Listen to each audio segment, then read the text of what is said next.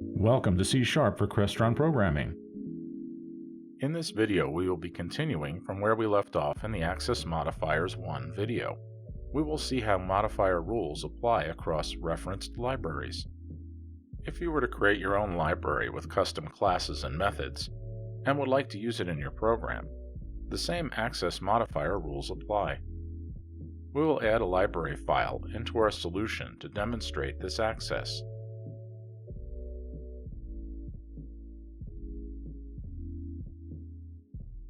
Right-click on the solution name in the Solution Explorer and choose Add and New Project.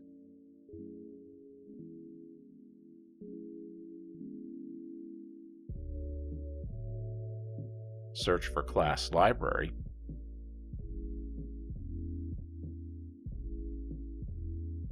Select Class Library.NET Framework and choose Next.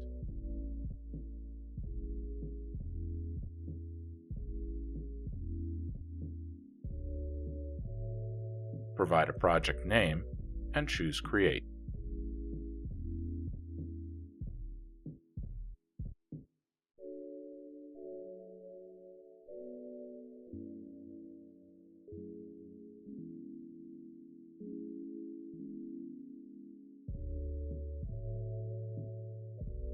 We will rename the class1.cs file to libraryclass.cs to start, and declare a method within called library method.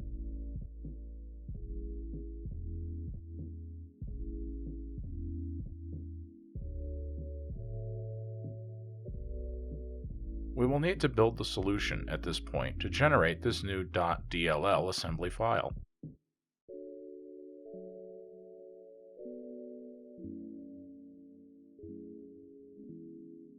I will now change my view to split screen to view both class files side by side.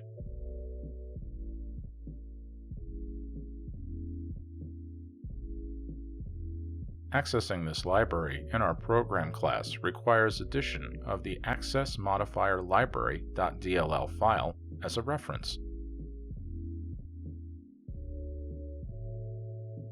Right-click on References in the Access Modifiers project in the Solution Explorer and select Add Reference.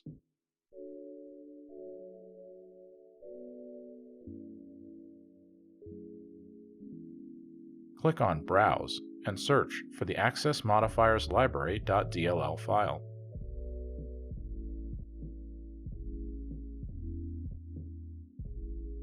Click on Add, then OK.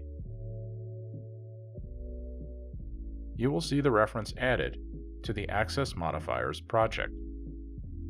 Like any added reference, we need to include a using statement for that namespace. Using Access Modifiers library. From here, we are able to create an object of library class using the new keyword.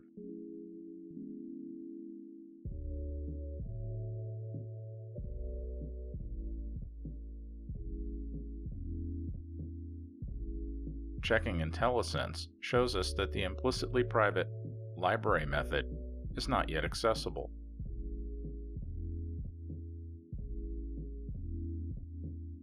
Adding the public access modifier then enables this method to be called throughout our project.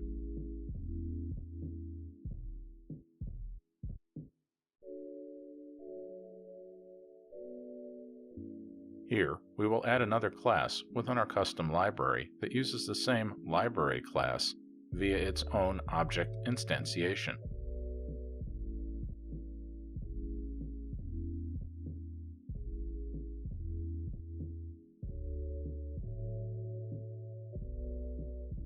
This presents a challenge as there are now two objects of the library class, each with their own copies of the members.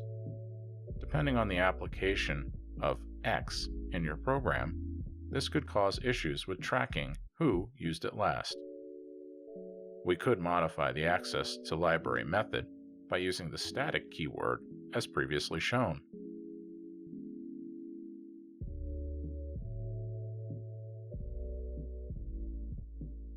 Keep in mind that the keyword static means that only one copy of this object can exist. When static is added to the method, object access fails, but direct access works.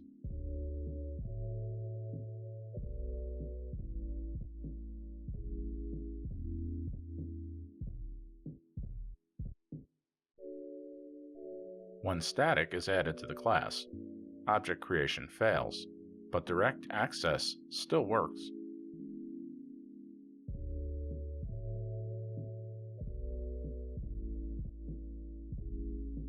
There is another option to protect access to this data point. Should we ever require that library method only be accessed through other code from within the same assembly, that being the same .dll library file, we can do this by using the internal keyword. Internal differs from private in that internal allows access from all classes within the same assembly, while private is only available within its containing class. Applying internal to library method, take note that the direct access to this method fails from the program class, but not within our library.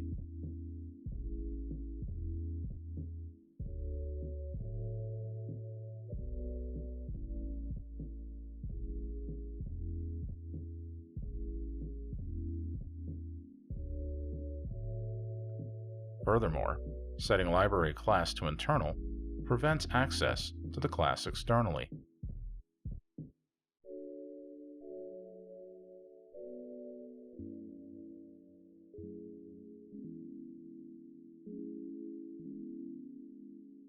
We can still call this method indirectly from our program class through an object of other library class.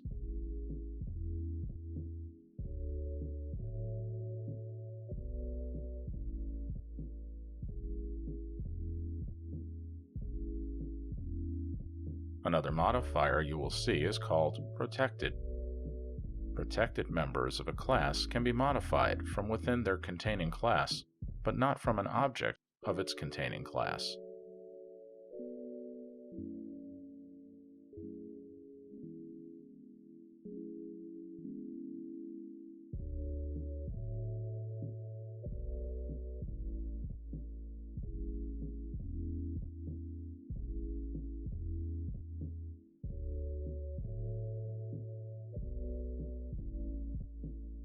You note that IntelliSense does not provide access to that protected integer of z.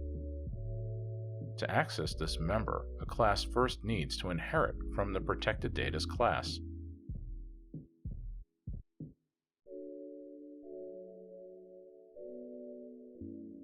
Once this is done, any object of a class that derives from the protected data's class will now have access to the protected member.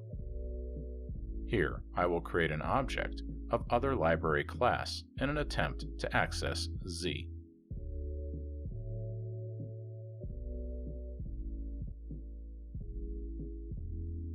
You have now learned how different modifier keywords used when defining objects in C# can provide protection and allow metered access to ensure program integrity. Thank you for watching.